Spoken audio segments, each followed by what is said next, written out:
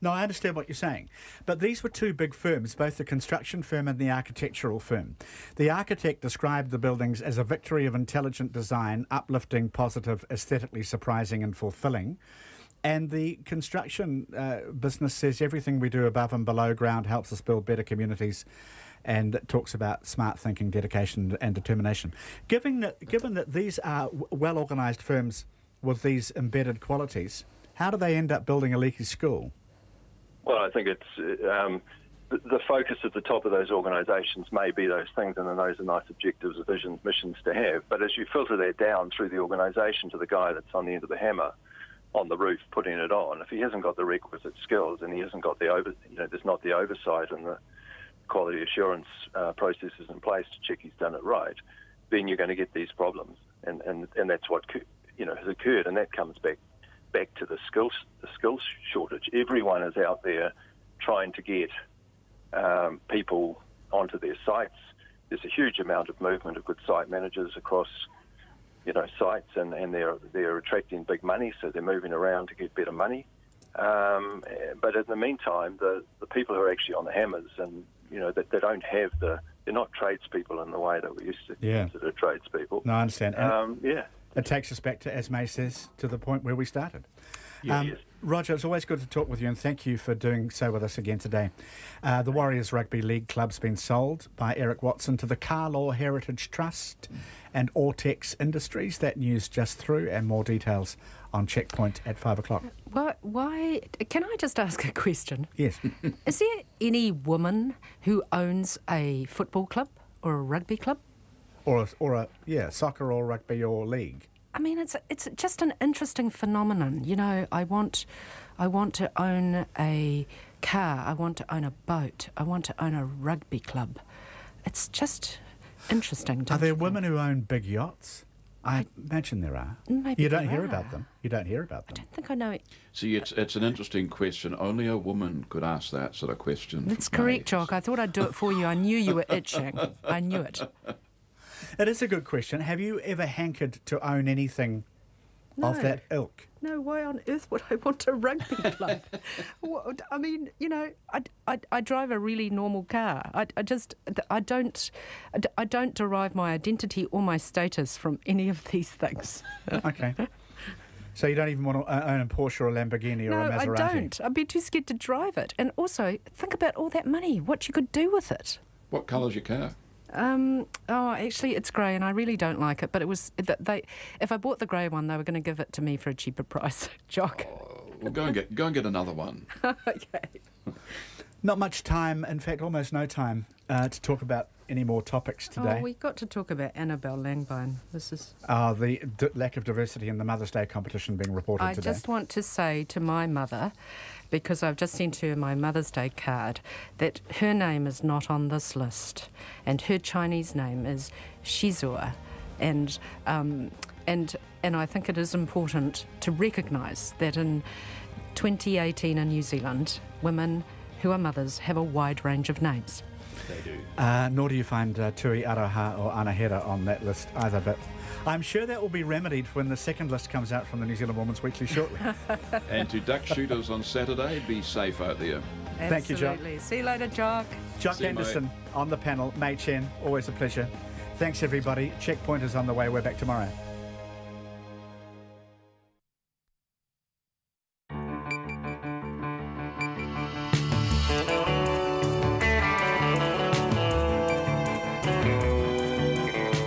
Tō mai rai, hoa mai he kōreru, kei te haere, he kaupapa, kei te karawhio. Welcome to Checkpoint, everyone. Tonight on the program, a Pike River re-entry appears to be taking shape.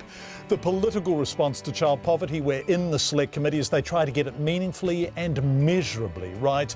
Our economics correspondent Patrick O'Naira on why your pay rise is likely to be so meagre. With what we've learned about petrol companies massaging prices from region to region, will people outside of Auckland somehow end up with increases due to the Auckland fuel tax? The sheer wonder of the giant sinkhole that opened up over the weekend, on a hikoi for Māori wards, and the Warriors are getting a new owner. If it's you, call in. If it's not, we'll tell you who it is.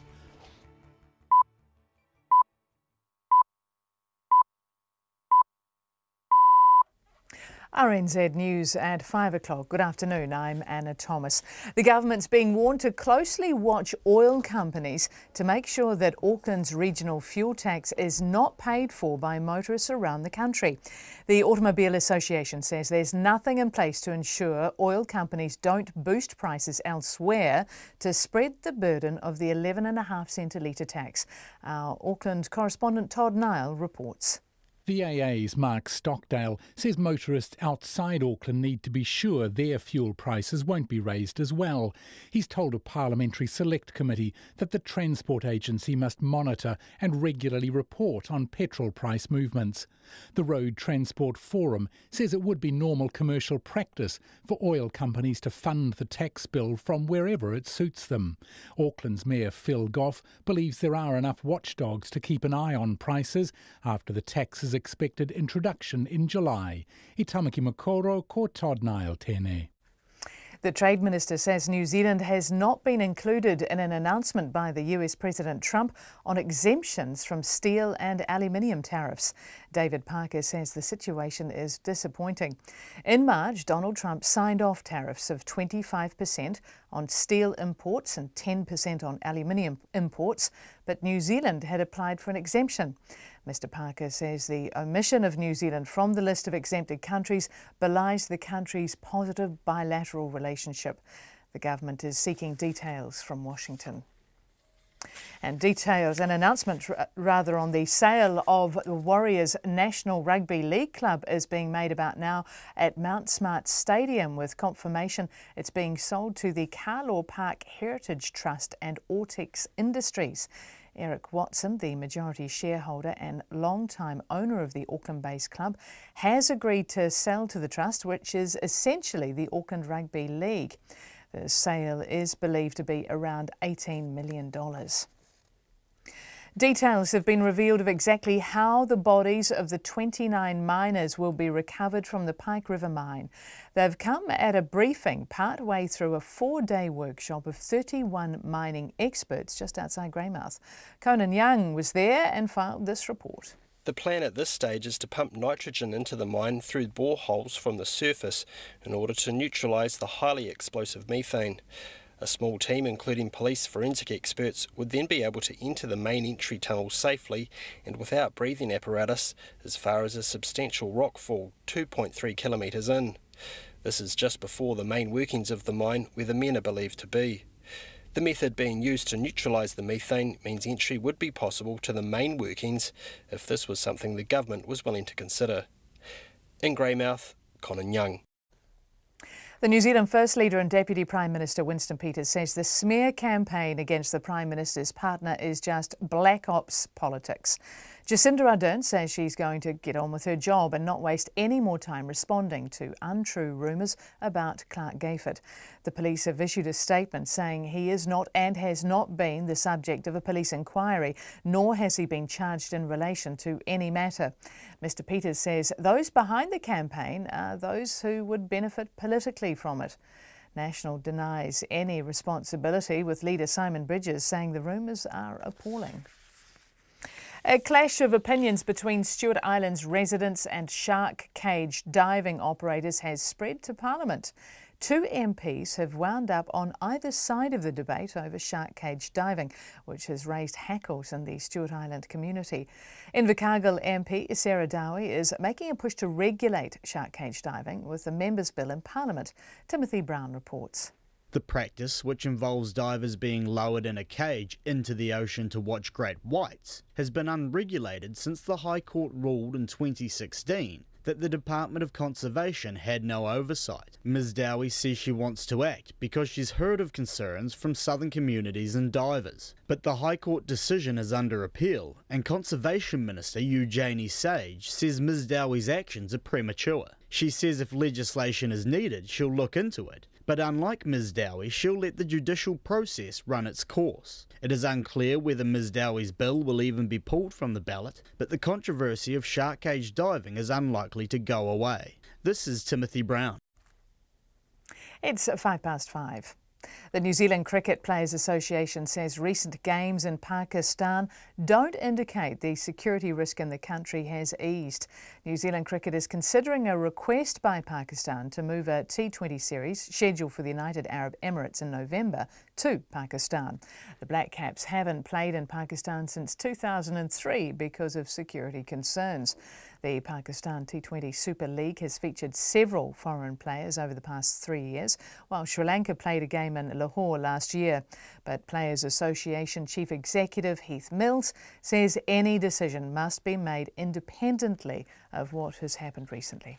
The players are very good at playing cricket, but they're certainly not security experts. So, whilst we need to understand what's happened there and certainly get information about the security plans and the risks around those events, we really do need to make our own decision. And a lot of that will be based on what the risk is. Heath Mills. The New Zealand sailor Dean Barker will challenge for another America's Cup. The 45-year-old has been confirmed as the helmsman of American Magic, the New York Yacht Club's team for the 36th America's Cup in Auckland in 2021. And that's the news. Tonight on Nights, the bombing of civilians during the Second World War. One of the great crimes of the 20th century, or a legitimate tactic of total warfare? Look at the issue from both a New Zealand and German perspective. And just in time for Kiwi Music Month, we begin a new series, The Sofa Sessions. Local musos playing live in the studio, but it could just as easily be your lounge. This evening, the bluesman Darren Watson. And unlike Brian, I can't tell you exactly what we're up to because it's an ever-changing landscape as we head towards 10 p.m. I do know we'll wrap up the day's news in the long bulletin at 10, and I'll be talking to newsmakers from around the country with an eye on international events from the foreign desk. That's Lately with Karen Hay, live between 10 and 11 weeknights on RNZ National. And now the short forecast from Met Service to midnight tomorrow. Gisborne and Hawke's Bay, cloudy periods with isolated showers clearing from Hawke's Bay tomorrow afternoon. The remainder of the North Island, mainly fine weather. For Marlborough, Nelson, Buller and Westland, mostly fine for you with isolated showers south of Haast. And for the remainder of the South Island, mostly fine with isolated showers about Fiordland and coastal Southland. And for the Chatham Islands, cloudy periods with a few showers tomorrow. RNZ National, it's 5:07 and you're listening to Checkpoint with John Campbell. Thank you very much indeed, Anna Thompson. Thank you everyone for being with us. Coming up, the Warriors have been sold. Our reporter Clay Wilson is at the announcement. He'll join us live shortly. Also coming up, wage rises and why rises is a generous term. Child poverty and a political response, and the fuel tax. How regional will it end up being? But we're going to begin tonight on a strange news day with a story that's really taken our fancy, and at least unlike another story we have coming up, it actually happened. And by golly, it really is something to behold. Indeed, a GNS science volcanologist says a giant sinkhole that opened up after heavy rain over the weekend is the biggest he's ever seen in New Zealand. It's 200 metres long. It's 20 metres deep. It's now threatening Fonterra's road access to the Bay of Plenty dairy farm, and it's also a bit of a science experiment revealing soil that's 60,000 years old. Zach Fleming and cameraman Nick Monroe weren't the only ones to go to Tumanui to see the spectacle for themselves. It looks like an earthquake struck this Tumanui farm near Rotorua. Pretty much amazement. Yeah. Like, this isn't normal for you, is it? No, we've got tomos, and we got big tomos, but nothing on this scale. Yeah. And see it go so far, and then it wasn't until later in the day we found it another 200 metres that way. But it wasn't an earthquake that created the spectacular sinkhole in the early hours of Monday morning. It was a month's worth of rain in a day, the biggest deluge in 1 hour, the heaviest rain to strike the area in more than 50 years.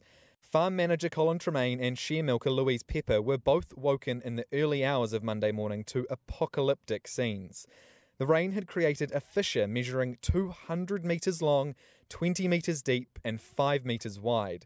When we found this one, it was a staff member who was in the pitch black, 4 o'clock in the morning on his motorbike. Had he driven across that race where the tomos both sides, and if the race had fallen away, it would have been quite a disaster. Yeah. Thankfully it wasn't, the race is still there, but thankfully he realised what had happened.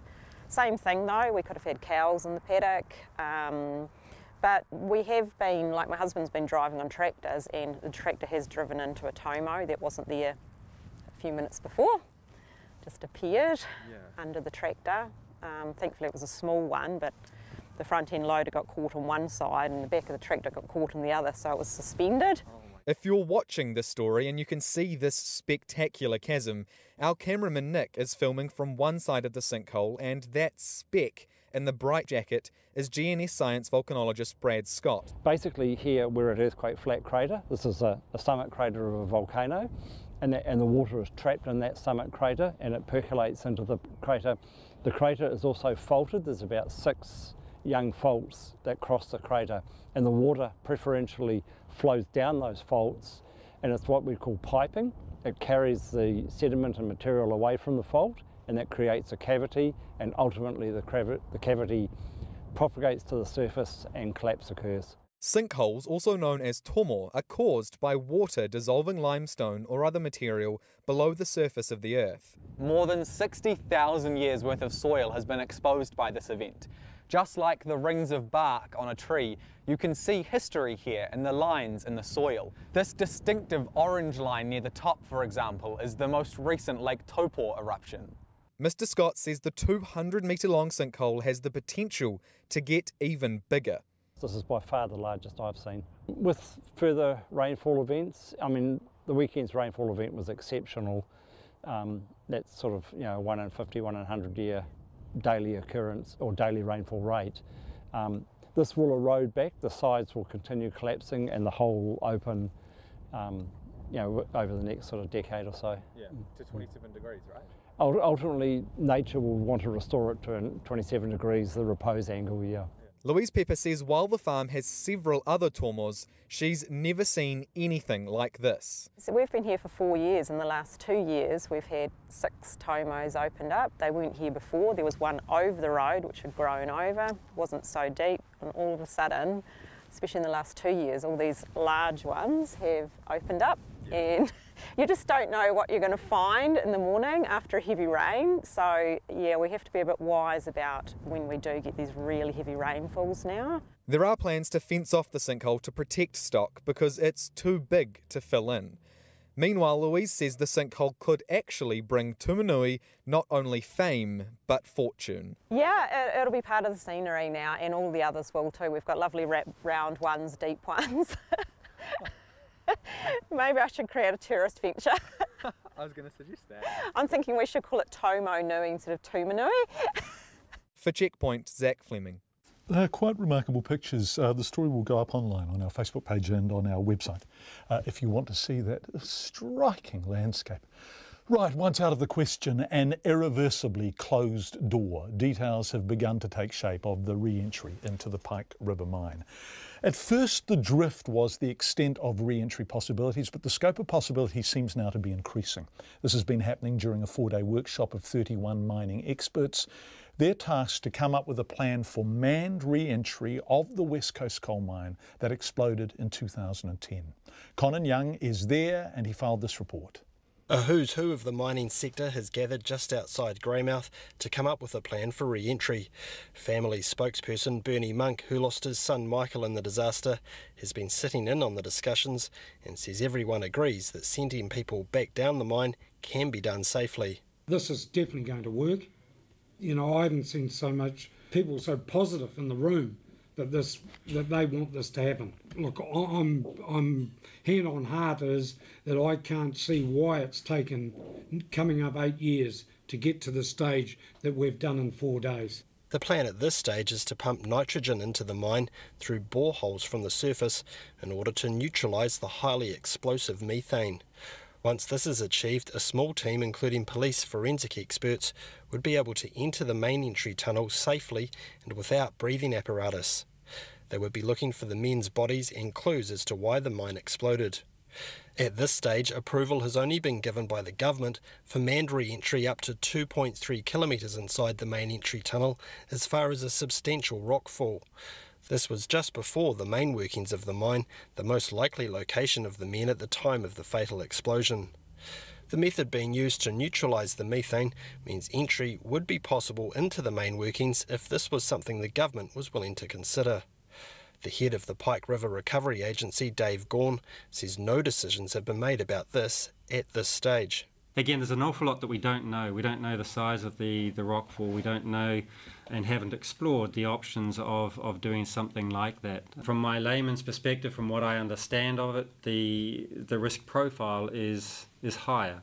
The cost is higher. But that decision in terms of, after we've done the study, the feasibility study, is a decision that the government will make. Dave Gawn is careful to point out that things were still at the early stages and things could change when they had a better idea of the conditions inside the mine 7.5 years after the explosion. So again, I want to emphasise that this is the concept that is being worked through at the moment. The detailed planning and the risk analysis and everything else may include or identify variations to that. The experts are using the re-entry plan of a group of experts the families came up with 1.5 years ago. They're also using the one Solid Energy formulated only to decide re-entry would be unsafe. I asked the Chief Operating Officer for the Pike River Recovery Agency, Dingy Pattinson, a man with years of experience working on West Coast coal mines, what had changed between now and 2014, when Solid Energy declared getting into the mine safely was simply not possible. I can't comment on it. I'm not going to comment on why Solid Energy's board made a certain decision or why they didn't make a decision. So you're not going to get a comment on me out of that one. I'm happy to comment on our decisions making and the process that we're following. And at this stage, I'm overwhelmingly happy with the progress we're making and what it's starting to look like. So why is it important to the families that this plan succeeds? And what is it that has kept them fighting what has at times seemed like an unwinnable battle to get their men's bodies back? Here's Anna Osborne, whose husband, Milton, is still in the mine. My children and I, we haven't had a memorial service for Milton yet, only because, I always said if I held a memorial service for him, it would mean that I'd given up on ever getting his remains home. And I haven't given up on that, and I won't give up on that. Bernie Monk says the remote Pike River mine is no sort of resting place for his son. My son would never want to be left in a mine. From my family's point of view, they want to visit where he is, and I think he deserves that. I just want my son so I can visit him every day. We've got our little spot in our garden at Parawa there, and, that we visit and I see and look at every day. And I just want him back home with my family. A final plan for how to get into the mine will be presented to the Minister responsible, Andrew Little, by June. Manned re-entry is planned by March next year. In Greymouth for Checkpoint, ko Konanyang Tene. 5:17, the Warriors' new owner next, but it's called a regional fuel tax from Aucklanders for Aucklanders. But there's growing concern motorists outside Auckland may unwittingly also pay some of the new tax intended to help fix the transport woes in the country's largest city. The additional 11.5 cents a litre tax is due to be paid by Aucklanders from July, raising $160 million a year.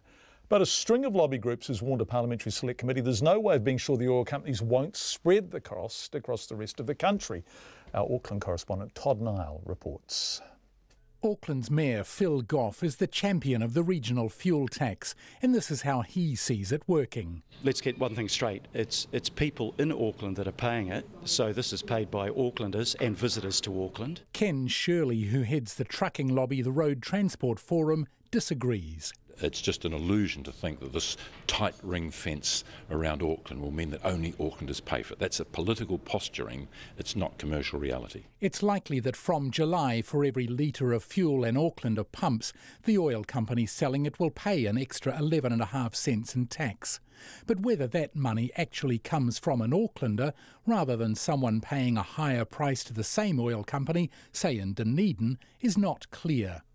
It's called price spreading and was a recurring theme as the Finance and Expenditure Select Committee sat in Auckland to hear views on the tax. The AA says its Auckland members are divided on it, and advisor Mark Stockdale says uncertainty over who really pays more is a problem. Well, that undermines completely the regional fuel tax, fatally in our view, and motorists outside of Auckland will be deeply frustrated if they believe they are paying a few extra cents a litre in tax. specifically to pay for Auckland projects. The only oil company which appeared in Auckland was cut-price operator Gull, and I asked its retail development manager Carl Mashevsky whether the tax bill could be funded from anywhere. That's right, so there is the potential for that sort of cross-subsidisation. Yeah, you're right. The AA wants the tax legislation to require the government's transport agency to monitor and report regularly on fuel price movements. Phil Goff believes there's enough scrutiny already. The government and Parliament itself is a watchdog. You've seen that down at Otaki, when oil companies try to leverage the system to their own advantage. People will speak out angrily against that, and people will want to know if the petrol goes up excessively in other parts of the country, why that is the case. There were other criticisms of the proposed tax. Michael Barnett from the Auckland Business Forum says the council and other local bodies should be selling assets instead of asking motorists to cough up. They're sitting on $115 billion of asset and saying they can't fix these problems. In actual fact, they can. David Aitken of the industry group National Road Carriers says the tax favours some operators. If you are operating from outside of the region, you could have a competitive advantage over those within Auckland. And there's a number of trips that start outside of the Auckland region, either end up in Auckland or go through Auckland, and they'll be contributing nothing to it. National Road Carriers would prefer congestion charging on certain routes in Auckland. But as well as impassioned support from Phil Goff, Hamilton City also wants to join the regional fuel tax party. Its Growth and Infrastructure Committee Chair David McPherson says Hamilton had to halve its proposed spending on infrastructure projects because it couldn't afford them. Parts of Hamilton and parts of the North Waikato are actually growing faster at the moment as the spillover from Auckland happens. So we're seeing Auckland's problem is not actually an Auckland problem, it's a Auckland to Hamilton growth corridor problem. Hamilton wants to join the Regional Fuel Tax Club next year, 2 years earlier than the proposed date for councils outside Auckland to be able to make that move. Public consultation will continue in Auckland for another 10 days, with the empowering legislation expected to be passed late next month. I tamaki makoro mo te hotaka o te ahiahi, ko Todd Nile tēnei. 22 minutes past 5. Let's go live now to Mount Smart Stadium in Auckland, where the worst kept secret in sport for some time has finally been formally revealed. The Warriors have new owners. Long-time owner Eric Watson has sold the franchise to the Kāloa Heritage Trust and Ortex Industries. It comes just a week after a US Tongan consortium believed it had reached a verbal agreement with Watson and said the deal was 99% done. A media conference at Mount Smart Stadium has just finished. Our sports reporter Clay Wilson is there and is joining us live on the phone. Clay, who exactly are the new owners? Yeah, good evening, John. I come to you from a very serene Mount Smart Stadium, much more serene than the afternoon that's happened here to confirm all this news. But the Kāloa Park Heritage Trust are essentially Auckland Rugby League. They're the financial arm of Auckland Rugby League, and they're in partnership with Ortex Industries. They're a business here in Auckland who have had a long-term association with New Zealand Rugby League and the Warriors. Owner Mark Robinson comes from a rugby league family, so very strong backers of rugby league. Kāloa Park Trust will have a 67% stake and Ortex have a 33% stake as part of this new deal. So the team that has always been based in Auckland will in fact now have Auckland owners? Yeah, and I think that was a big part of the drive for the Auckland Rugby League and the Kāloa Park Trust is to return the ownership of the Warriors to a very local and New Zealand-based group with New Zealand's interest at heart. Yeah, because there was I thought, and certainly there was speculation around the office here that the US consortium had done the deal, right? Yeah, for the past probably month, 6 weeks, certainly was understood that they were the front runners. They had the money and they seemed to be getting on good terms with Eric Watson, but they couldn't get the deal across the line. And then the Auckland Rugby League has I guess swooped in. They've always been there, but they've come in and they've managed to get the deal done. I guess only Eric Watson liked what the combination of Ortex and Auckland Rugby League had to offer, and he's agreed to sell it to them. Given the success the Warriors have had in recent weeks, touch wood, will the owners want to make changes? What is expected from this ownership? No, both Cameron McGregor, who's the chairman of the Carlisle Park Trust, and Auckland Rugby League, and Ortex owner Mark Robinson were very strong in the fact that the Warriors had obviously been going very well, and they want to keep things stable here at the club. They've got no desire for immediate change. They simply want to help make the club better, is what they said. And Cameron McGregor from Auckland Rugby League also said that they can bring some financial strength to the club, which will hopefully allow them to compete more on a financial level with some of the stronger Australian clubs. Thanks, Clay. I know you've only known about this for about half an hour, but any sense yet of what will happen to the Warriors board as it currently stands? Yeah, there will be some change there. So Jim Doyle, former CEO, of course, of the Warriors, he will be stepping down as the board chair, and Cameron McGregor, the Auckland Rugby League chairman, he'll be stepping into that role, and the rest of the Warriors board will also be stepping aside. So it's not yet known what will happen with the rest of the board, but certainly Cameron McGregor and Ortex owner Mark Robinson will have some involvement. Ortex managing director also will have a part to play. So there's some things still to be ironed out, but basically this new group are the owners, are virtually the owners, as Cameron McGregor said, and tomorrow, I guess, if they want to make changes, they can. Doesn't sound like that's going to happen, but the deal has been done. Thank you so much, Clay Wilson, joining us live from Mount Smart Stadium. We appreciate it, Clay. There have been stranger stories in recent times, but not many of them. In short, Police National Headquarters has said a thing that didn't happen. National leader Simon Bridges strongly denied responsibility for or connection to the people saying it did. The rumours or smear campaign were against the Prime Minister's partner, Clark Gayford. There was no evidence whatsoever to support them, no paperwork, no actual sources, no evidence of any description, none. But such was the currency they'd taken on in some quarters, much of it on social media from people not using their real name. The police issued an unequivocal rejection of them. The thing that hadn't happened. And then politicians began reacting to the fact people had said it had. Here's our political editor, Jane Patterson. The police say Mr Gayford is not and has not been the subject of a police inquiry, nor has he been charged in relation to any matter. Jacinda Ardern made this statement to reporters on her way into Parliament this afternoon. To me, it doesn't matter what you call it, and I won't be pointing any finger of blame to anyone. All I know is it's not why I'm here. It's not has anything to do with the job that I need to do, so I'm just going to keep getting on with it, and I'm going to smile through it as well. She was asked if she knows who's behind the campaign. I'm not going to point fingers of blame. It doesn't matter to me who is involved or what you call it. My job is an important one, and I need to get on with it, and I will. How's Clark coping? Any other questions? Again, I've said all I'm going to say on it. We understand dirty. Again, it doesn't matter what you call it. It's not why I'm here, and I'm not going to get involved in commenting around it either. A few metres away, the National Party leader Simon Bridges condemned the smear campaign. I think it's totally unacceptable. Look, my sympathy to the Prime Minister and her partner Clark Gayford.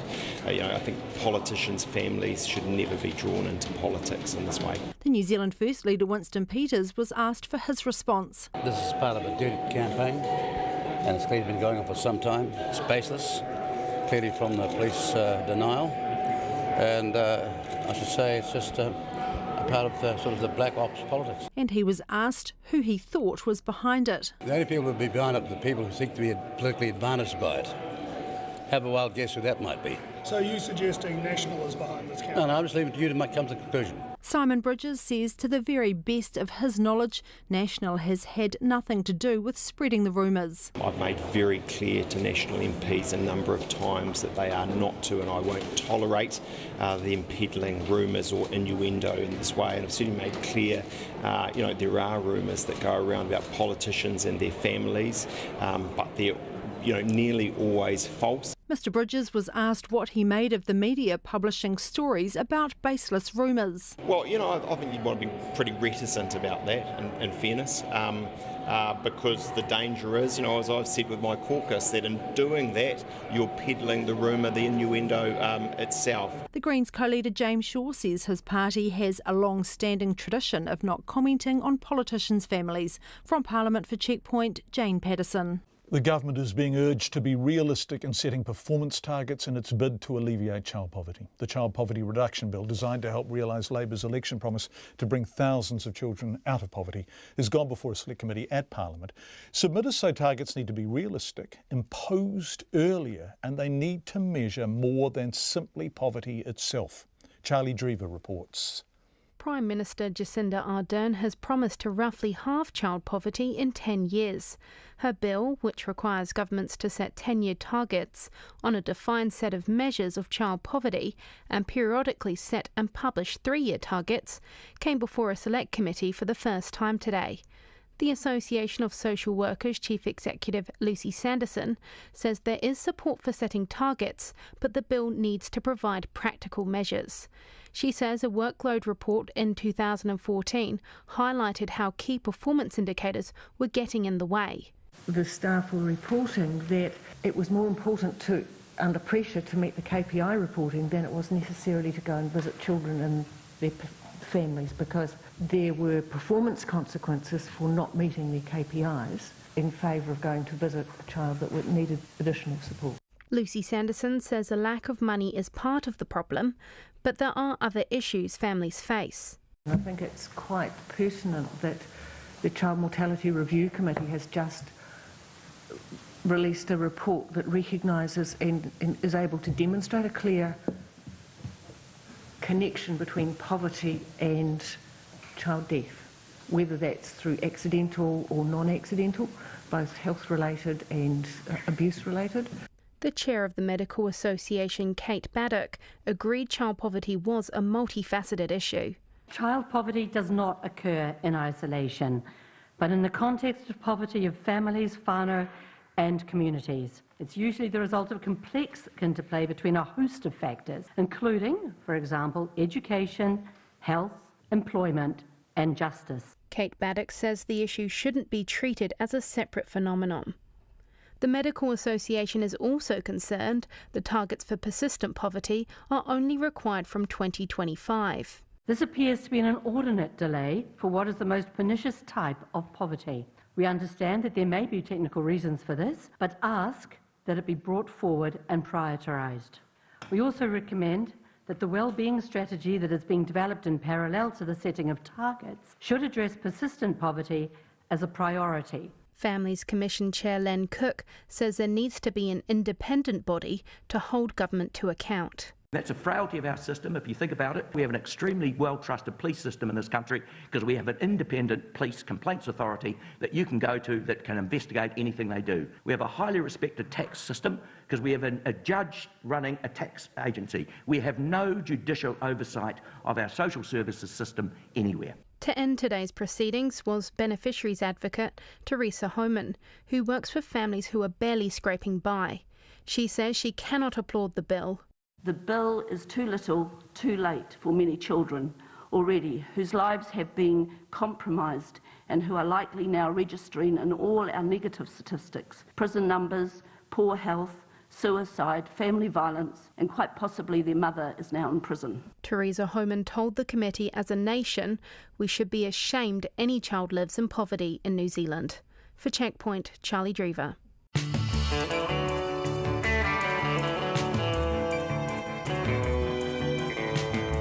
Thank you for being with us on Checkpoint. It's about 27.5 to 6. Coming up, serial rapist Malcolm Rewa back in court in a bid to avoid his third trial for the murder of Susan Burdett. We have the latest on this. Why even Cuba Gooding Jr. couldn't persuade some employers in New Zealand to show him the money. Patrick O'Mara on the miserable wage rises that are coming up. And 2 hunting dogs are reunited with their ecstatic owner 9 days after they fell down a cliff. We love your feedback. Text us on 2101. Email checkpoint@radionz.co.nz. And we are, of course, on Facebook and Twitter. Business News with Emile. But before it all, Anna Thomas with headlines. Details have been revealed of exactly how the bodies of 29 miners will be recovered from the West Coast Pike River mine. The plan's been unveiled at a 4-day workshop of 31 mining experts near Greymouth. Rescuers will pump nitrogen into the mine through boreholes from the surface to neutralise the highly explosive methane in the tunnels before walking in. New Zealand has been shut out of exemptions from tariffs on American imports of steel and aluminium. The Trade Minister says New Zealand had applied for an exemption from the 25% tariffs announced by the American President Donald Trump in March. David Parker says the omission belies the positive bilateral relationship between Wellington and Washington. The Warriors have come full circle after being bought by an arm of their original owners, the Auckland Rugby League. Businessman Eric Watson has ended 17 years of ownership of the National Rugby League Club by selling it to the Carlaw Heritage Trust, which is run by Auckland Rugby League and financial backer Ortex Industries. The sale price is believed to be around $18 million. The National Party leader Simon Bridges has denied any responsibility for the smear campaign against the Prime Minister's partner. The police today took the unusual step of issuing a statement about Clark Gayford to say he is not and has not been the subject of a police inquiry. Mr Bridges says he's made his expectations about staying clear of rumour mongering clear to his MPs. And 2 dogs stuck in a remote forest in Hawke's Bay for 9 days have been reunited with their owner. Wairoa man Peter Takahika took his 2 dogs, Nuki and Fatso, out boar hunting when they fell over a cliff and became trapped. A rescue operation could not be mounted until today when the dogs were found well but underweight after their ordeal. Do you think they might have to change Fatso's name? Yeah, I reckon. Poor old Fatso, that's why we went over the cliff. He'd had a gutful of being called that. Thanks, Anna Thomas. I also want to say while we're here, I think bilateral was overused. Bilateral relationship between Washington and Wellington. There's only 2 people in it. We don't have to say bilateral. Right. Only 2 countries in it. Thank you. That's tautology, isn't yeah, it? It is. Thanks, Anna Thomas. Anyway, let's move on. I said we've got business next, but before business, let's sneak in this story. The jobs market is booming, but don't necessarily hold your breath for a pay rise. An extra 79,000 jobs were created in the March year, pushing unemployment to a 9-year low of 4.4%. But wage growth remains subdued, while nearly half of workers received no pay increase in the last year. Our economics correspondent, Patrick O'Mara, is crunching all the numbers, and really, if you're after an increase, they're not promising. The growing economy is continuing to create more jobs, with the number of people out of work falling for a 5th straight quarter. The unemployment rate is now at its lowest level since late 2008. But on the streets of Auckland, not everyone feels the booming jobs market has been reflected in their pay packet. Where I work, I don't think that my colleagues have got a rise for the past 2 years, I think. Yeah. I would love to get a pay rise because at the moment it's not really that much to help out with my family in it. So yeah, I would love to get a pay rise. Have on it Christmas, so not too far back. That's well looked after there. But as I say, I'm probably not one that would speak out anyway because I think I would just move if I wasn't happy there. Wage growth remains subdued, rising 1.8% annually, mainly due to the pay equity settlement for aged care workers. If that's excluded, wages rose 1.6%. ASB economist Mark Smith says that's low, given firms are desperate for workers. At the moment, you would have thought wage inflation would be a lot firmer currently than it is at the moment. You know, we're below 2% on pretty much a whole range of measures, which is very low for the stage of the cycle, you know, given where the unemployment rate is.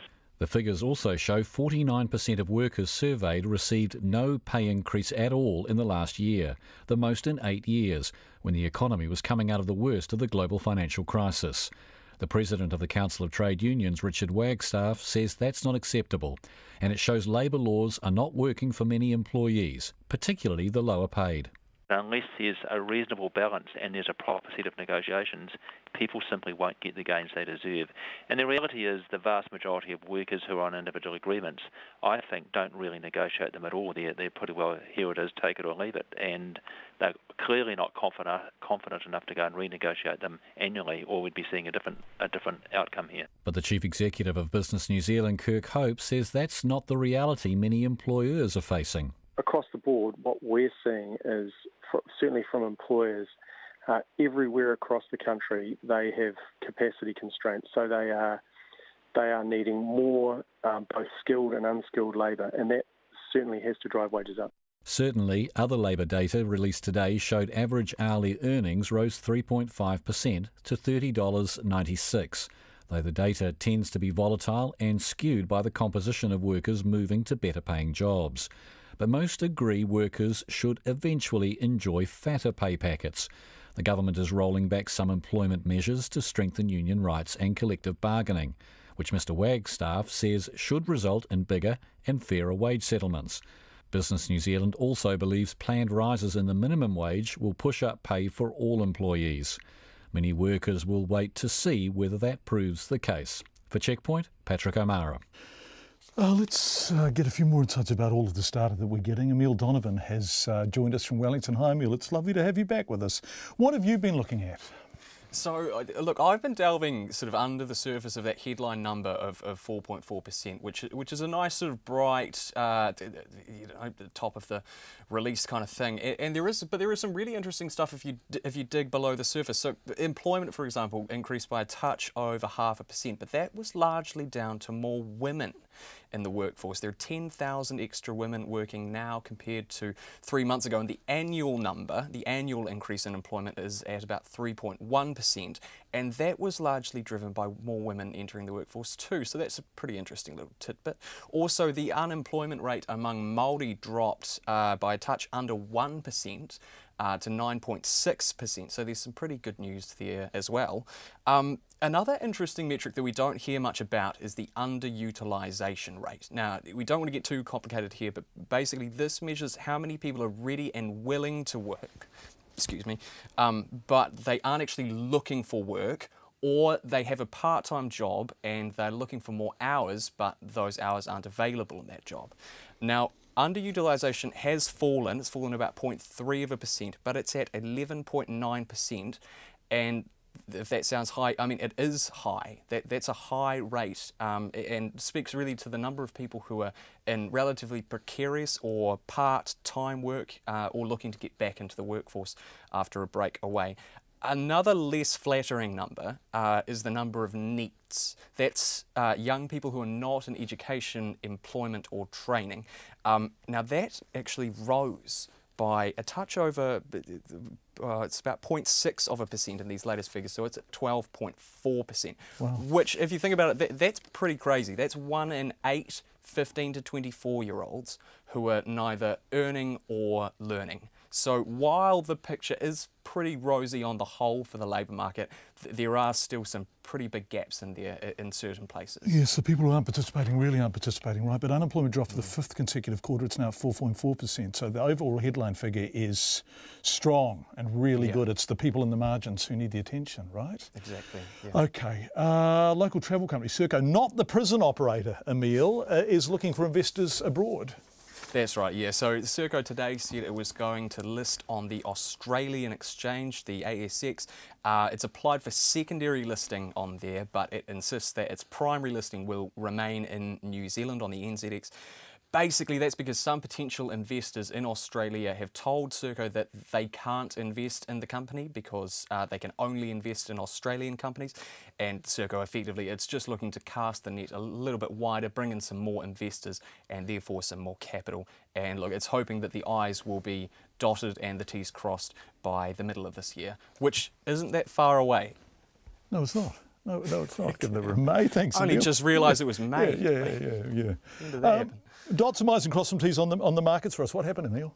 The NZX 50 was up 58 points. That's 0.7%. It ended on 8494 rather. And the Kiwi dollar is buying 70 US cents, 93.4 Australian and 51.5 pence. Emile Donovan from Wellington. Thank you very much indeed, Emile. It's coming up to 17 minutes before 6 on Checkpoint. Malcolm Rewa, serial rapist, has returned to court as he tries to avoid a third trial for the 1992 murder of Susan Burdett. The question who killed Ms Burdett remains unanswered after Tana Porter's conviction was quashed. 2 juries could not decide whether Malcolm Rewa was guilty of murder, but the Crown wants the matter revisited. The High Court is being asked to decide whether or not the Attorney-General can clear the way for that to happen. Our reporter Tom Furley has been in court. Serial rapist Malcolm Rewa was jailed for 22 years in 1996 for raping and sexually attacking 25 women over more than a decade. Among them was Susan Burdett, with Rewa pleading guilty after DNA was found at the scene. However, after juries at 2 trials failed to decide whether he'd murdered her, the Attorney-General ordered a stay of proceedings, bringing a halt to any further prosecution of Rewa for the death. Tana Porter was wrongfully convicted based on a false confession. That was quashed by the Privy Council in 2015, leaving no answers as to who bludgeoned Susan Burdett to death. In what's understood to be a New Zealand first, a notice by the Deputy Solicitor General on behalf of the Attorney General last November reversed the stay on the matter. As a result, an 8-week trial has been scheduled for next February, where Rewa will once again face murder charges 20 years on. However, his lawyer, Paul Chambers, is challenging the decision to clear the way. At a hearing at the High Court in Auckland this morning, he told Chief High Court Judge Justice Venning there was no legal way to do so. It's accepted that by statute, the stay has been entered by the Attorney-General as he's entitled to do under Section 176, sir. But there's no implied power to lift the stay within that statute. He argued the High Court had jurisdiction over the case and there needed to be a formal process to lift the stay rather than the prerogative of the Attorney-General. He said an application would need to be made to the court, and in that case it was for the Crown to prove something had changed that justified a third trial, such as new evidence. The lawyer for the Crown and Attorney-General, Gareth Case, said it was important not to confuse a stay put in place by the Attorney-General with one imposed by the High Court. He argued the High Court had no way to rule over the Attorney-General process, called in legal speak nolle prosequi, and the stay power wasn't limited by what was written in the law. There is a prerogative power of the Attorney-General to both impose a stay and also reverse that stay. Mr Case also argued, despite disagreement from Mr Chambers, that overseas case law showed similar jurisdictions agreed with him. In every jurisdiction considered, United Kingdom, Australia, Canada and in fact New Zealand, there is recognition firstly of the prerogative power of nolle prosequi and that exists separate to any statute, but also recognition in all 4 jurisdictions that their power includes the ability to reverse, recommence, reinvigorate. Paul Chambers says if his judicial review fails, he will apply to stay proceedings under the court's jurisdiction and have Rewa's charges dismissed. Justice Venning has reserved his decision, which is expected to be made in a few weeks' time. For Checkpoint, Tom Furley. It's coming up to 14 minutes to 6. We've been all around the country tonight. Let's go to the Bay of Plenty. Supporters of Māori wards marched through Whakatane's main street today, calling for the council to introduce the wards in the district. Last year, the Whakatane District Council voted in favour of introducing Māori wards before a petition calling for a referendum sent the decision back to the public. It's one of 5 councils around the country holding referendums this month to decide the fate of Māori wards. Here's our Te Manu Kōrehi reporter, Shannon Haunui-Thompson.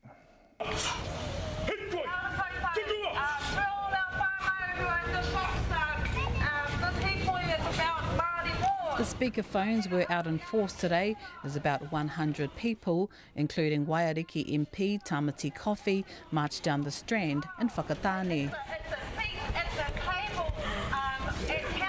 Their message was clear. The Whakatane District Council needs Māori wards. Tānei Lee has been part of the group which has organised a number of events in recent months, pushing for voters to say yes to Māori wards in the district. She says today's hikoi is about ensuring Māori are seen and heard in the district where Māori make up more than 40% of the population. And you've got our tamariki and mokopuna growing up and not seeing their faces represented on the council. It just perpetuates that cycle of colonisation. So that's one of the things that this is actually a really important kaupapa to change, so that we can look to the future for our mokopuna, and they'll be the ones hopefully sitting at the table one day too.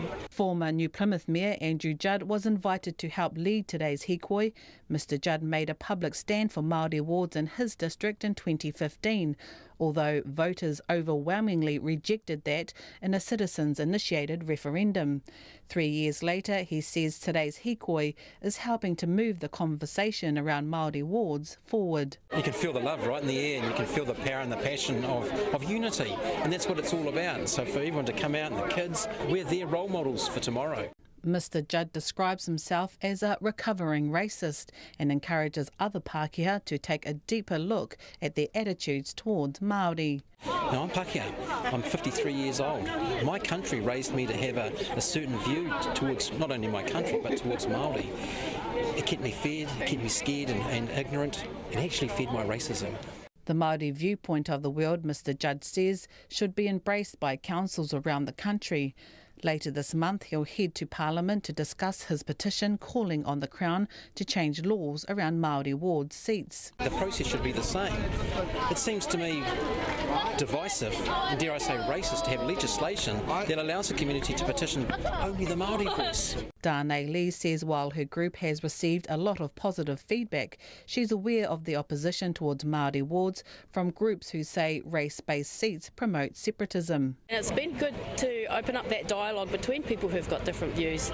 For the most part, it's been very civil, very positive, and yeah, I think we're changing hearts and minds slowly too. For Mate Aha Kohe, today's hikoi isn't achieving much. It's great, but look, we've got more spectators than we have people participating. He wanted to see the referendum process changed so Māori had a better chance of actually pushing Māori wards through. People have a right, and a democratic right, to voice their opinion on whether they want to or whether they don't want to. Right now we're seeing non-Māori have an advantage of 4-1. What hope have Māori got? Voting for the Whakatane District Council referendum ends on May the 19th. Results will be announced at the end of the month. Mo te hōtaka o te ahi pōnei, ko Shannon Haunui-Thompson, aho. We were talking a bit about wage increases and the fact they're not happening, particularly for people in lower paid jobs. Kate has texted in, "Hi John, having worked in low paid jobs, I can honestly say that the employment contract we sign is in reality an employment ultimatum. You can like it or lump it, there are always others who'll take that job."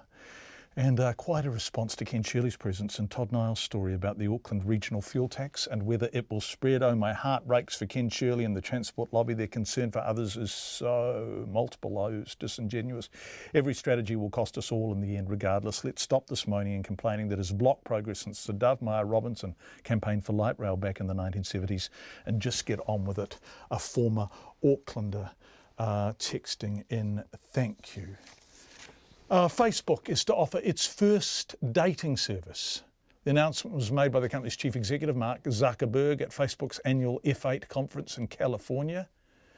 Users will be able to create a profile that is different from their existing one, and potential dates won't be pulled from their pool of friends. The new app was just one of a number of new products and services unveiled, including the ability for users to now delete their browsing information. It's all part of Facebook's attempt to recover and move on from the Cambridge Analytica scandal. I'm not sure how a dating app is a response to the Cambridge Analytica scandal, but perhaps people can date and talk about it. As Mark Zuckerberg told the conference, it's been a very intense year. The BBC's Rory Kathleen Jones reports from San Jose. Mr. Zuckerberg told his audience of 5,000 software developers that Facebook was acting to deal with fake news and election interference, and to find out whether there were more cases of data misuse like that involving Cambridge Analytica. As you all know, we're restricting the data that developers will be able to request from people. Second, we need to make sure that we find any other bad apps that are out there. So we're currently in the process of investigating every single app that had access to a large amount of people's information before we made these big changes in 2014. And if we find anything suspicious, we're going to bring in independent auditors to do a full audit. And if any data was misused, then we'll ban that developer, and we will tell anyone whose data was affected. But he also unveiled a host of new features for the social network, including its first dating service. Mr. Zuckerberg said it would focus on real long-term relationships, not just hookups, and privacy would be a key feature. If you want, you can make a dating profile, and I know a lot of you are going to have questions about this, so I want to be clear that we have designed this with privacy and safety in mind from the beginning. Your friends aren't going to see your profile. You're only going to be suggested people who are not your friends, who have opted into dating. After what he described as an intense year, Facebook's founder still seems intent on taking his company into more areas of its users' lives. More feedback. That was Rory Kathleen Jones reporting, by the way. Hi, John. It's Don Brash and the so-called Hobson's choice that have forced the referendum. Isn't it? Someone's wasting our money. John, says Peter. And this person says, I drive a company car, free fuel. I live in Auckland, but also own property out of Auckland. Three failures exist for me with the proposed regional fuel tax. 1, it won't get me out of my car into public transport. 2, I don't pay, my employer does, and they will pass that cost on to our customers. 3, I'll save my employer money by filling up my car as I drive in and out of Auckland. It's been a polarising issue, this fuel tax, but we do appreciate your feedback on it. Lots of it coming in over the past few days, both to us and Morning Report on 2101. We love hearing from you. Thank you. Let's go to Australia now, where Cardinal George Pell is expected to face 2 trials on sexual assault charges. The former Vatican treasurer, who was 76, has pleaded not guilty to all charges and has strenuously and repeatedly denied any wrongdoing. Now, yesterday, a Melbourne magistrate ordered him to stand trial on charges relating to alleged abuse in the 1970s and 90s. Cardinal Pell was back in court this morning, where prosecution and defence teams asked for the case to be split across 2 trials. If a judge agrees, separate juries would hear allegations against Cardinal Pell about his time as a priest in Ballarat in the 70s and charges relating to when he was Archbishop of Melbourne in the 1990s, so 2 decades apart. The ABC's Emma Younger reports on a case that has Catholics, in fact everyone across Australia, transfixed. It's a moment in the history of the Catholic Church for which there is no playbook. Cardinal Pell has been committed to stand trial on a number of charges, some relating to Ballarat in the 1970s when he was a priest in that area, and others relate to incidents that are alleged to have occurred at Melbourne St Patrick's Cathedral in the 1990s when he was Archbishop of Melbourne at that time. Cardinal Pell attended every day of the 4-week committal, flanked by his lawyer, Robert Richter QC. He accused a number of people of bias, including police. He said that they single-mindedly pursued Pell and that they also assumed he was guilty rather than giving him the presumption of innocence. Now, he also accused ABC journalist Louise Milligan of bias, and he even made an extraordinary request for the magistrate to disqualify herself from hearing the case. He said that she had a biased view of the evidence. That was something he later apologised for. Phil Nagel, a survivor of clerical abuse and a spokesman for victims of other clergy, was watching in court. Yeah, we know what the process of going to court is like, so obviously we want to make sure that these claimants have the care, compassion and support they need going forward, because, and we also want to make sure that they get a fair and just trial, because we know the Cardinal will. Far from the media's scrum in the cloistered quiet of the Vatican, the prospect of a trial is one that veteran Rome reporters say the Pope has been dreading. Obviously, the damage is in terms of the public relations of this situation with a senior figure being prosecuted. While Cardinal Pell's trial is a major distraction for the Pope, it's not the only one in a church that continues to be dogged by allegations of abuse by clergy all over the world. I think the Pope has struggled with this. He has pledged zero tolerance. He has set up the first papal child protection commission, but at the same time, he has been accused of having a bit of a tin ear on the issue. From the moment charges were laid, Cardinal Pell has always strenuously maintained his innocence. Regardless of the outcome of the trial, Phil Nagel believes the damage to the church is irreparable. We're now holding the 3rd most powerful man in the world accountable for alleged offences that he committed. So their brand is already damaged. Now the former head of their brand here in Australia has been charged with some very serious offences. That report from the ABC's Emma Younger. Right, 9 days and 1 failed rescue attempt later, 2 dogs stuck in a remote forest in the Hawke's Bay have been reunited with their owner. Wairoa man Peter Takahika took his 2 dogs, Nuke and Fatso, out boar hunting last Sunday when they fell over a cliff and became trapped. The owner says he visited the dogs, he looked for the dogs every day, he visited them every day until they were rescued. Katie Scotcher reports.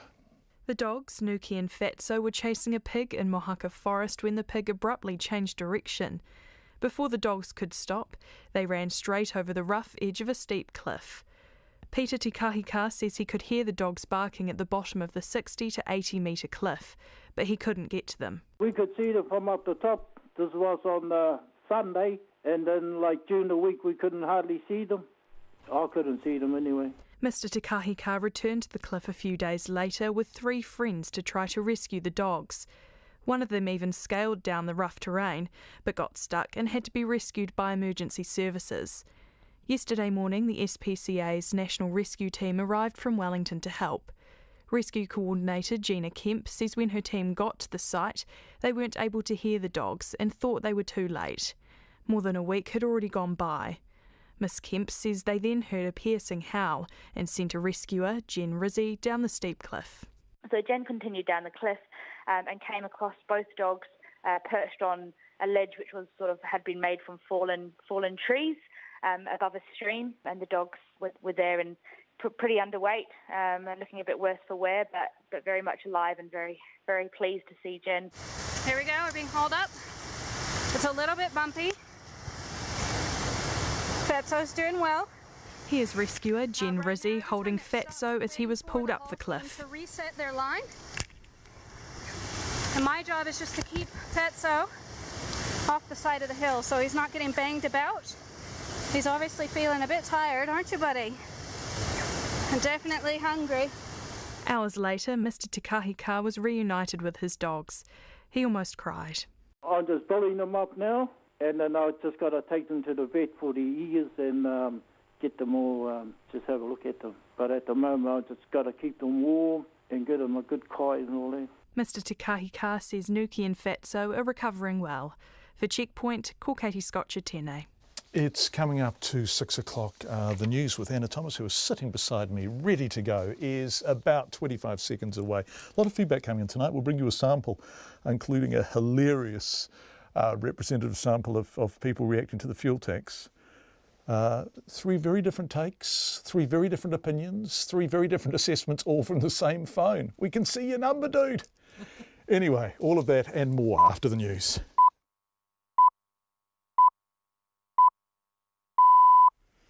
RNZ News at 6 o'clock. Good evening, I'm Anna Thomas.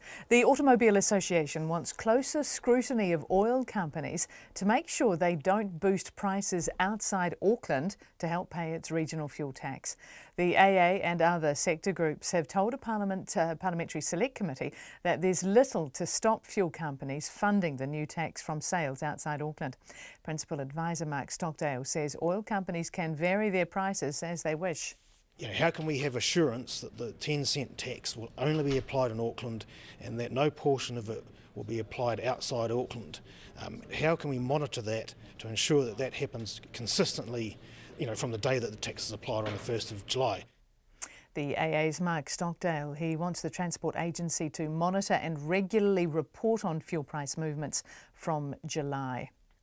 The Trade Minister says New Zealand has not been included in an announcement by the US President Donald Trump on exemptions from steel and aluminium tariffs. David Parker says the decision is disappointing, but the situation remains unclear. Here's our Deputy Political Editor, Chris Bramwell. In March, Donald Trump signed off tariffs of 25% on steel imports and 10% on aluminium imports, but New Zealand applied for an exemption. David Parker says the omission of New Zealand from today's list of exempted countries belies the country's positive bilateral relationship. He says while New Zealand's exports of steel and aluminium to the US are not large, they're important to the businesses and workers in those industries. The government's seeking clarity from the US administration on the way forward. Atui te whare pārimata ko Chris Bramalaho. Details have been revealed of how the bodies of the 29 miners will be recovered from the Pike River mine. They have come during a workshop of 31 experts just outside Greymouth. The plan at this stage is to pump nitrogen into the mine to neutralise the highly explosive methane. A small team, including police forensic experts, would then be able to enter the main entry tunnel as far as a substantial rock fall 2.3 kilometres in, just before the main workings of the mine where the men are believed to be. Now, this approach means entry would be possible into the main workings. The head of the Pike River Recovery Agency, Dave Gawn, says planning is still in the early stages. So again, I want to emphasise that this is the concept that is being worked through at the moment. The detailed planning and the risk analysis and everything else may include or identify variations to that. Dave Gawn. The Warriors have come full circle after being bought by an arm of their original owners, the Auckland Rugby League. Sports editor Stephen Hewson reports.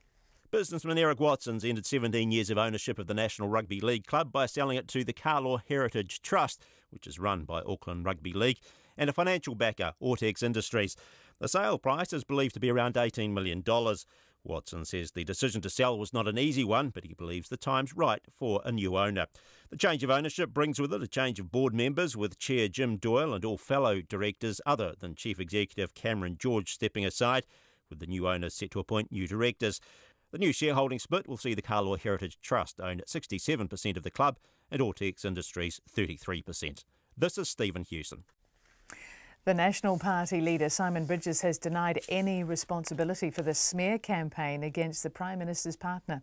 The police have taken the unusual step of issuing a statement about an individual, in this case Clark Gayford, in response to persistent rumours. They say he is not and has not been the subject of a police inquiry, nor has he been charged in relation to any matter. Mr Bridges says he's made his expectations about staying clear of rumour mongering clear to his MPs and anyone connected to the party. I've made very clear to national MPs a number of times that they are not to, and I won't tolerate them peddling rumours or innuendo in this way. And I've certainly made clear, there are rumours that go around about politicians and their families, but they're, nearly always false. Simon Bridges. A newly released report says artificial intelligence is not expected to lead to mass unemployment. The report, Shaping a Future New Zealand, has investigated how to get the country thinking about coping with technological disruption. It says widespread adoption of AI could take 40 to 60 years to fully impact on employment, by which time other natural labour market changes will have had more of an impact than AI alone. While it didn't find a bleak future for workers, the report shows this country is lagging behind in its preparations to deal with the rapid change it will bring. 2 dogs stuck on a cliff in a remote forest in the Hawke's Bay for 9 days have been reunited with their owner. Wairoa man Peter Te Kahika took his 2 dogs, Nuku and Fatso, out boar hunting last Sunday when they fell over a cliff and became trapped. SPCA Rescue Coordinator Gina Kemp says they were later called in to save the animals. She says when a team got to the site, they weren't able to hear the dogs and thought they were too late, but sent a rescuer down the steep cliff when they heard the dogs howl. So Jen continued down the cliff and came across both dogs perched on a ledge which was had been made from fallen trees above a stream, and the dogs were there and pretty underweight, looking a bit worse for wear, but very much alive and very, very pleased to see Jen. Gina Kemp says the dogs were reunited with Mr Te Kahika shortly after. It's 6:06. New Zealand Cricket has confirmed it's considering playing a series in Pakistan for the first time in 15 years. At an International Cricket Council meeting in India last week, Pakistan asked New Zealand if they would play a T20 series in Pakistan rather than the United Arab Emirates. The Black Caps haven't played in Pakistan since 2003 because of security concerns. Former international Will Greenwood says the England rugby coach Eddie Jones should consider Hurricanes captain Brad Shields as a possible captain. Shields will head to English club Wasps at the end of the Super Rugby season, but has sought clearance from New Zealand Rugby to be allowed to play for England on their upcoming tour of South Africa.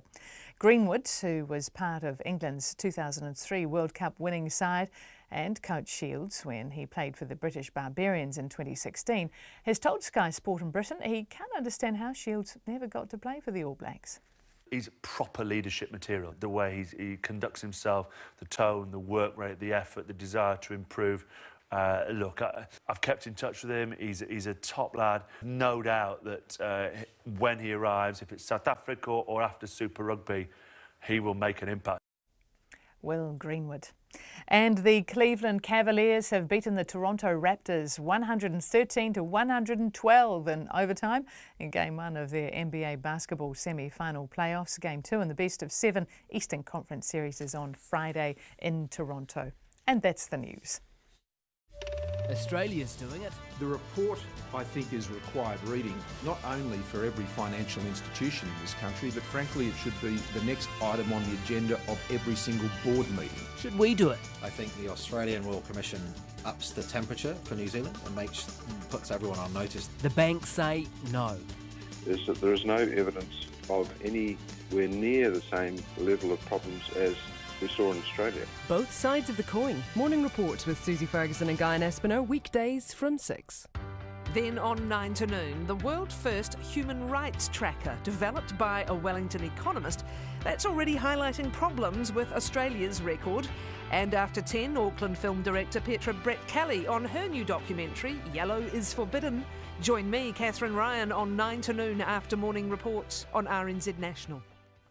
And now the short forecast from Met Service to midnight tomorrow. Gisborne and Hawke's Bay, cloudy periods with isolated showers.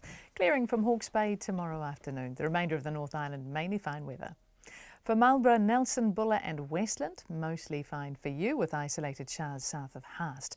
For the remainder of the South Island, mostly fine with isolated showers about Fiordland and coastal Southland. And for the Chatham Islands, cloudy periods with a few showers tomorrow. RNZ National, it is 6:09 and you're listening to Checkpoint with John Campbell. And Anna Thomas. We're having a bilateral in the studio, aren't we? We are. Yeah, thank you very much Do indeed. enjoy it. Thank you, and thanks everyone for being with us. We're going to go back to this extraordinary hole in the ground in the Bay of Plenty, I guess, because lots of people are contacting us about it, so we'll have more on that shortly. But the police say the man who was found dead in Mangere yesterday was shot more than once, with one gunshot to the head. The man's body was found in Greenwood Road early yesterday morning, lying alongside a woman suffering serious gunshot wounds. Now, Detective Inspector Va'ailua says the 25-year-old woman was shot possibly twice in the upper torso. With the latest on this, here's Jessie Chang. Detective Inspector Va'ailua says police are talking to the woman, but there is still little known about the two offenders, who are described as Tongan men. At this stage, they're described only as one being older than the other, and one being taller than the other. The taller one is possibly has a little bit of a hunchback. That is all the descriptions we have available at this stage in regards to the offenders. They were in the vehicle, but the description of that vehicle is yet to be identified and confirmed. Mr Va'ailua is appealing to the public for any information about cars that were seen on Greenwood Road between 11 o'clock on Monday night and 6 o'clock on Tuesday morning.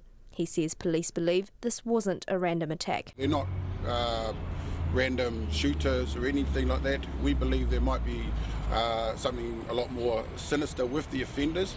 The way they've shot and killed a victim, the way they've injured the other victim, we believe there's a lot more to it. And while some have criticised police descriptions of the offenders, saying they have racially profiled Tongans, Mr Va'ailua says the information from police is based on fact. I stand in front of you as a Pacific Islander Detective Inspector working on this inquiry.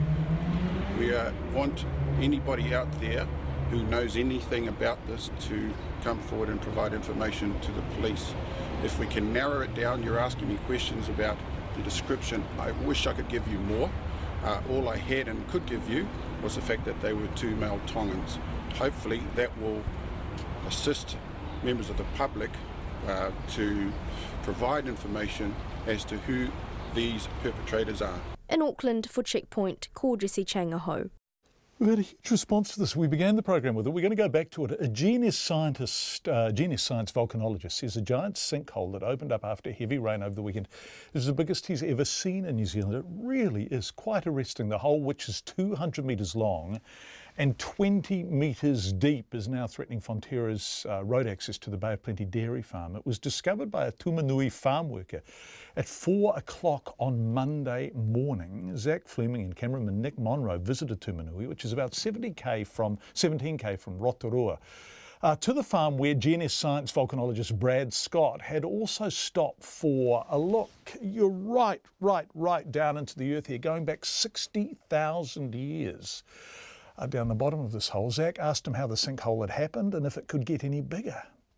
Basically here we're at Earthquake Flat Crater. This is a summit crater of a volcano, and the water is trapped in that summit crater and it percolates into the crater. The crater is also faulted. There's about 6 young faults that cross the crater, and the water preferentially flows down those faults, and it's what we call piping. It carries the sediment and material away from the fault, and that creates a cavity, and ultimately the cavity propagates to the surface and collapse occurs. 2 weeks ago, 6 months ago, 2 years ago, there was probably a cavity under here, and that cavity has been slowly propagating to the surface. The majority of the material is taken away in a solution. The clays, you know, think of a muddy river, and how a muddy river in flood is carrying a whole pile of sediment in that. That's the process that's occurring under here. The rocks have been taken away. Cavities like this would have been present for many, many years. It's an artefact of this area. The pumice soils, the faulting, and that the two go together, and this is a very common feature. I'm not familiar with elsewhere in New Zealand, but certainly the one in the 60s was about the same size as this. The one in June 2016, a couple of kilometres down the road, was much, much smaller than this. This is by far the largest I've seen. It's percolating into the country, and it's ultimately, in the case here, it's ultimately coming out into Waikari Valley and over towards Green Lake and Lake Tarawera. This is the high part of the country here, and the water inside the country is flowing out through the groundwater from here. Is this going to get much bigger? With further rainfall events, I mean, the weekend's rainfall event was exceptional. That's sort of, 1 in 50, 1 in 100 year daily occurrence or daily rainfall rate. This will erode back, the sides will continue collapsing, and the hole will open over the next sort of decade or so. Yeah, to 27 degrees, right? Ultimately, nature will want to restore it to 27 degrees, the repose angle, yeah. Yeah, fascinating. The layers in the soil here, it's like when you cut a tree down and you can see the rings on a tree. How far down do you estimate that we've gone back in time? Looking into the hole here, we've gone back 60,000 years. I can see material in the bottom of the excavation that is 60,000 years old. There's a big stack above that of lake sediments. So when the crater first formed, lakes formed in the crater. And then there's a zone about 15,000 years ago. There's a very prominent soil I can see exposed, and then there's sort of the younger volcanic eruptions post 15,000 years sitting on top of that. But in the bottom of the hole, we're seeing back about 60,000. Is that great for you? I mean, your studies, GNS and things, you can learn a lot from these sorts of... Yeah, it helps reassure. This is some of the best exposure. We normally have to rely on road cuttings, which are nowhere near as deep as this or as clean as this. So we'll get new information out of this. What kind of things do you reckon you could learn? What will it help with? Primarily, our landslide guys will be coming up from Wellington to have a look in the next couple of 3 days, and they'll be looking more deeply at the process. I'm basically here just doing a reconnaissance to let them know, hey, this is worth coming to look at. It most certainly is, Brad Scott. Some of the things we've learnt today about that big hole in the ground is that some of the soil you are seeing was raised up by the eruption in Lake Taupō. It's really like a live science or geology experiment. The pictures are online. Absolutely fascinating. Brad was talking to Zach Fleming, our reporter in the field. We're sorry Zach wasn't mic'd and you couldn't hear his questions, but Brad's answers were, well, fascinating. Speaking of fascinating, our listeners are fascinating too, including Marilyn Wearing, who we're delighted to hear from. I always wonder how many of those so-called unemployed or underemployed of any age are caring for household members who are dependent on them. They are not at work, of course, says Marilyn Wearing. We were talking about that with Emile Donovan and Patrick O'Mara early in the program, those figures about people in and out of work. It's 60 minutes past 6. Scotland has taken a bold step in trying to lower alcohol consumption, but New Zealand doesn't look like it will follow suit. The whisky-loving country has become the first in the world to introduce a minimum unit price for alcohol. The move means the price of some cheap, high-strength alcohol has tripled, and retailers must ensure a unit doesn't cost less than 50 pence, about $1 New Zealand dollar. Alcohol and drug groups here say New Zealand should make similar moves, but the Minister of Health says the government is not considering introducing minimum alcohol pricing. The BBC has this report from Scotland on what's going on there. Supporters say it's a small price to pay. More money for strong alcoholic drinks in exchange for an improvement in the nation's health. It's not an easy thing, no addiction is. At Edinburgh Royal Infirmary, the First Minister has been meeting people with alcohol-related illnesses. All of the evidence says that while it's not going to solve the problem on its own, without action that targets the affordability of alcohol, then we won't make the progress we need to see. Audrey Duncan is recovering now, but last year was taken into hospital with the early stages of alcohol-related brain damage. Now 37 years old, she started drinking heavily in her 20s. It started off about 4 cans of beer a day, and then that started to progress to crates of beer near enough every day. Then it was a bottle of wine every night, and some beer, and then it was like maybe you could get 3 bottles for a tenner. Alcohol misuse is thought to cost Scotland £3.6 billion a year. When alcohol prices rise, deaths from alcohol fall. And when alcohol prices fall, deaths from alcohol rise. Every time. So people may think they're not influenced by price, but they definitely are. A 2-litre bottle of strong cider contains more than the maximum recommended weekly limit of 14 units. Until today, it cost roughly £2.50. Now it will cost at least £7.50. The price changes have been a long time coming. While the legislation was passed by the Scottish Parliament almost 6 years ago, it was delayed by a series of legal challenges. Strong cider, cheap vodka and whisky see the biggest price rises. We have a lot of customers who are on a very, very low income, a very tight income, and they don't have a lot of money to spend, and maybe on a Friday or a Saturday they want a bottle of cheap cider because that's all they can afford, and I think it's quite unfair on them. Research for the Scottish Government says the policy could save around 400 lives in the first 5 years. There are already plans to introduce minimum alcohol pricing in Wales, while in England the Home Office will be monitoring how the policy works in Scotland. That's Catriona Renton from Edinburgh for the BBC. The lack of tariff exemption for New Zealand steel and aluminium is easy to address, says Kevin from Napier. Nice to hear from you, Kevin. Tell the US to remove their satellite spy station from the South Island. Waihopai, I presume Kevin is talking about, and fly to McMurdo from somewhere else in the world. Remove ourselves from the Five Eyes and maybe even send their Trump supporter ambassador home. Maybe Jacinda could get Chris Liddell to have a word in the president's ear. I know you didn't write the president, Kevin. I've just paraphrased for you or proceed for you. Thank you very much indeed. It's lovely to hear from you. We're getting lots of feedback across the board tonight. It's coming up to 20 minutes past 6 and you are with Checkpoint. Israel's bold, audacious, depending on your point of view, and detailed claim that Iran has been secretly furthering its nuclear weapons program has failed to get much international traction apart from in the White House. The UN's nuclear watchdog says it will look over any relevant new information, but says it sees nothing new on the surface to suggest Iran has been pursuing nuclear weapons. CNN's Nick Robertson has more on the international reaction and what it all means for the future of the Iran nuclear deal. Here's what the files included. Incriminating documents. Israeli Prime Minister Benjamin Netanyahu's data dump, accusing Iran of covertly keeping nuclear weapons secrets. The timing of his primetime presentation, no coincidence. The clock ticking, May 12th.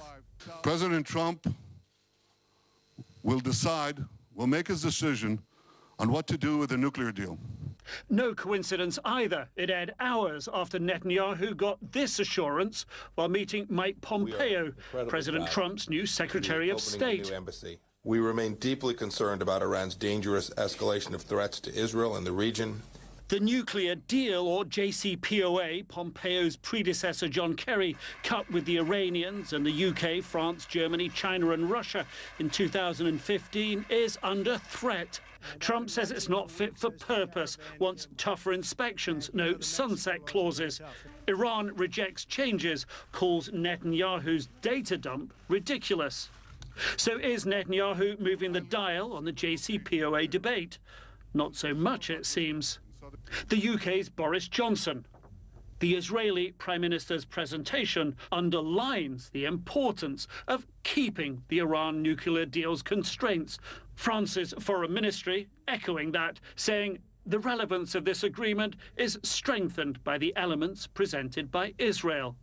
That doesn't mean the Europeans won't accept change. They just don't want to throw away what they've got. We cannot say we should get rid of it like that. Yet, meeting with Trump last week, France's President Emmanuel Macron seemed persuaded the JCPOA alone won't suffice. I've been saying that this was not a sufficient deal. We therefore wish from now on to work on a new deal.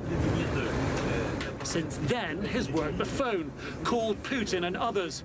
Although so far, Russia insists the JCPOA alone is just fine. Putin, for his part, called Netanyahu after the data dump, saying the plan must be strictly observed by all parties. More than a week still to the deadline. Disagreement is clear. Tehran faces an uncomfortable choice. Change is likely. And if so, they'll have to decide. Accept the deal in its totality, walk away from it slowly, or reject it out of hand and risk escalating tensions further. That's the CNN reporter Nick Robertson filing earlier. People delighted to hear from Marilyn Waring. They only heard from her courtesy of a text that Dr. Waring sent in about people who are caring for people at home who aren't considered employed. Jilly from Waiheke, one of the people, saying, so good to hear from Marilyn Waring. She would be a great political commentator. She has been there and seen that so many times. And Jilly, we're delighted to hear from you about you being delighted to hear from Marilyn Waring. It's 23.5 minutes past 6. This is an odd story, but kind of interesting. The Bank of England's chief economist, Andy Haldane, has suggested that people's Spotify downloads may be a useful tool to understand their mood and behaviours. In a speech about new possibilities in data analytics, or data as we say here at RNZ, Mr. Haldane suggested bookless TV choices and even computer games could also be used to gauge consumer confidence and national reactions to things like interest rate rises. Really? Well, the BBC's Andy Verity has a look at this interesting suggestion.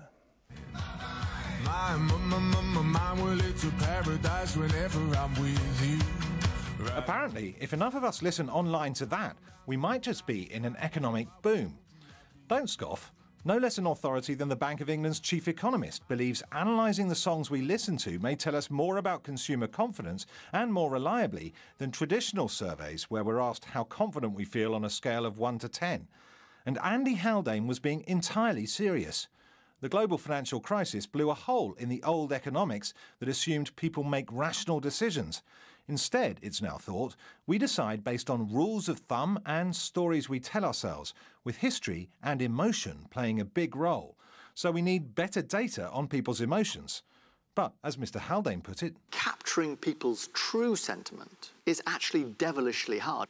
Traditional survey methods tend to be pretty biased in their sampling and, even more importantly, framed in their questions, and therefore are at risk of giving us a misleading, inaccurate read on true sentiment. Now, one way of breaking into this might be to use non-traditional methods. Music websites such as Spotify can be used along with data analysis that hoovers up the volume and meaning of upbeat or downbeat song lyrics to create an indicator of people's sentiment.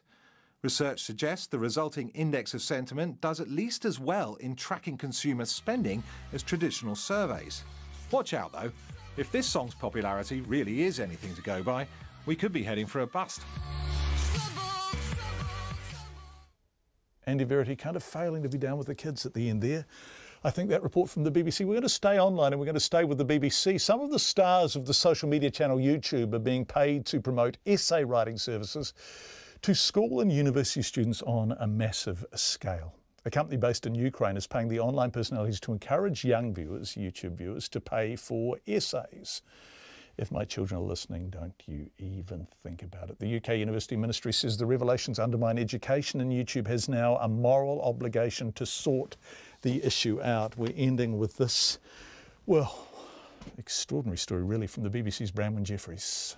YouTube channels reach millions each day. I'm back with another prank.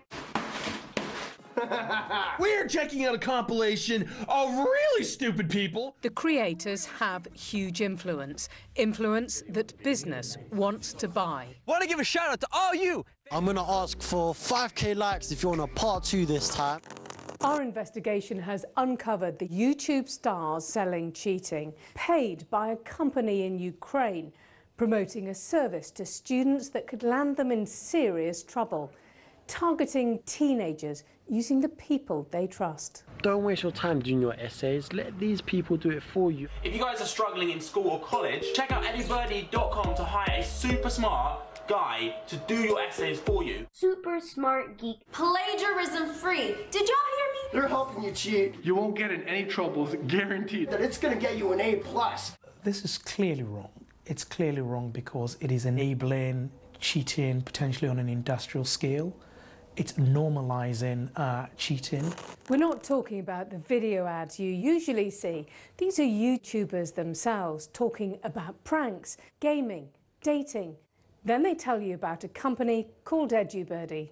Okay, so I've got to quickly interrupt this video and give a shout out to the sponsor, edubirdie.com. You know, if you guys are playing too much Fortnite and you have no time to write your essays, go to edubirdie.com, 100% plagiarism free, and right now I've just arrived back at university. This is for every school kid that is watching my videos. I know there's loads of you out there. We found more than 250 channels with videos sponsored by EduBirdie. Videos viewed hundreds of millions of times, and that's just the ones in English. Some YouTubers say they'd never accept this kind of sponsorship. How do you balance your studies with your social life? Ibs and Courtney are students at Cambridge University. They promote hard work and study on YouTube channels. Having seen the EduBirdie ads, were they in any doubt this was the selling of cheating? No, not at all. In plain sight. I think as soon as you hear it, whether the influencer mentioned cheating or not, you know, okay, I'm not doing this work. I'm about to hand in work that I didn't write. It's not copy and pasted. It won't be plagiarised, but it's not my work. It's cheating. How powerful is that message when it comes from a YouTuber you trust? You will see big YouTubers saying it, and that can influence small YouTubers to promote it as well. And then massive impact will have on young children, teenagers. And now imagine you have all these essays to do, and now you have a solution that is being promoted by your favourite person. EduBirdie told us YouTubers had creative choice and total freedom in what they said. And it was clear that anything obtained through the website should only be used as a sample or a reference. We showed some of the videos to the university's minister. These are the people to do it for you, written by doctors, lawyers. Cheating is wrong. It undermines quality, it undermines standards. Never mind what EduBirdie says, it is wrong. This is something that is corrosive to education, and I think YouTube has got to step up to the plate and exercise some responsibility here. It's the UK's University Minister, Sam Jimmer, ending that report from the BBC's Bramwell Jeffries and ending Checkpoint for tonight. Thank you for being with us. We'll be back tomorrow at 5. NZ News headlines at 6:30. The AA wants oil companies closely watched to make sure they don't boost prices outside Auckland to help pay its regional fuel tax. The Trade Minister says the US decision to shut New Zealand out of exemptions from steel and aluminium tariffs belies the positive relationship between Wellington and Washington. A meeting of mine experts has today revealed just how they plan to re-enter the Pike River mine to recover the bodies of 29 men. And parts of Rotorua were blacked out for a time late this afternoon when 22,000 households had a power cut. Next news and weather at 7. If you think RNZ has breached formal standards either on air or in our online content, you have the right to make a formal complaint. This must be made in writing to the broadcaster first within 20 working days of the broadcast. To find out about those standards or to lodge a complaint, go to rnz.co.nz and type formal